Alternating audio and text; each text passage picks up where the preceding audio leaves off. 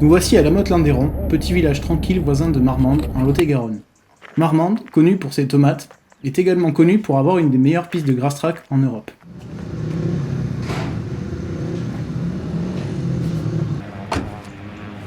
Le grass-track est au monde de la moto ce que le sprint est au monde de la course.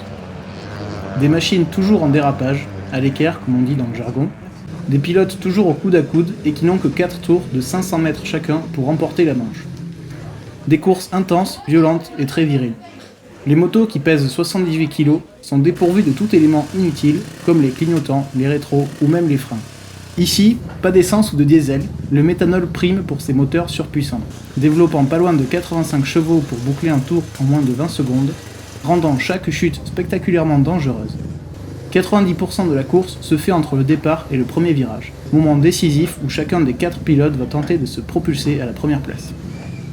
Même si le départ est déterminant, plus on prend de risques, plus on est gagnant. Comme chaque sport mécanique, c'est un sport très risqué, d'autant plus que les seules protections du pilote sont les différentes coques qu'il porte sur lui. C'est ce qui explique l'attirance de ce sport, la prise de risque de chaque pilote rendant chaque course totalement différente. Depuis quelques années, on assiste à une popularité croissante des sports extrêmes qui s'explique par un changement de mentalité. À force de voir toujours les mêmes sports médiatisés, on ne parvient plus à s'éloigner de notre quotidien, et ce sont ces sports toujours plus dangereux les uns que les autres qui semblent réussir à nous faire rêver. Cela a pour effet d'accroître la popularité auprès d'un jeune public.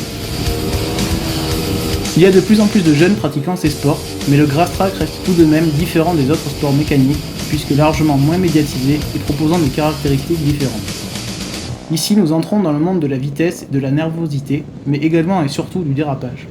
Le grass track n'est pas une nouvelle discipline à part entière, mais un dérivé du speedway, sport qui existe déjà depuis plus de 80 ans et qui fait toujours fureur de nos jours. On pourrait croire qu'il faut être fou et avide de vitesse pour pratiquer ce sport, mais Richard De Biasi, champion du monde 2010 et 2011 en 250 cm3, nous prouve le contraire. C'est vrai que dans la vie je suis un type assez calme et là il faut être un peu nerveux, mais bon, il faut rester calme, il faut rouler un peu avec la tête parce que la moindre faute parfois ça peut être fatal. Donc voilà, en fait mon esprit calme permet de gérer mon stress et faire de bonnes places. En fait moi je voulais faire de la moto, de la vitesse, de la glisse, donc grass track, speedway, ça me correspondait bien et je retrouvais tous les critères que je recherchais, je le trouvais dans le grass track et le speedway, et donc voilà, pourquoi un sport pas commun. Les accidents, si on en a tous peur, mais bon, faut pas trop y réfléchir parce que bon, si tu réfléchis trop, c'est là où tu commences à rouler avec la peur, et il faut pas rouler avec la peur.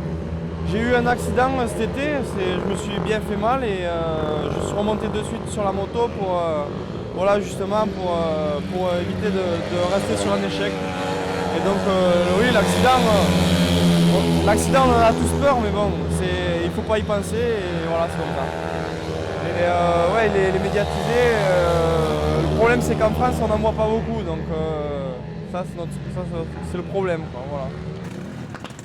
D'un naturel calme et réfléchi, il nous décrit sa passion comme un travail cérébral de l'instantané et de choix déterminants. Bien que ce soit une discipline compétitive, la bonne ambiance et la camaraderie sont toujours de mise. Que ce soit les mécaniciens ou les pilotes, il s'agit bien là d'une grande famille qui est pour l'instant encore à l'écart du business médiatique français. C'est donc un esprit d'équipe très différent que l'on trouve dans ce sport et qui attire de plus en plus de jeunes. Jeunes qui sont d'ailleurs très prometteurs dans cette discipline puisqu'ils évoluent vite et, à l'instar de David Bellego, sont recrutés dans des équipes professionnelles étrangères. Il existe donc des sports mécaniques qui résistent encore et toujours à l'envahisseur médiatique et qui savent du coup rester fidèles à leurs principes. Il faut commencer à chercher par nous-mêmes pour trouver de nouveaux spectacles qui arrivent encore à nous faire rêver. Mais jusqu'à quand ce sport pourra-t-il rester à l'écart des médias ? D'autant plus que des chaînes spécialisées commencent à le diffuser, au risque de détruire à terme l'esprit familial qui fait sa force.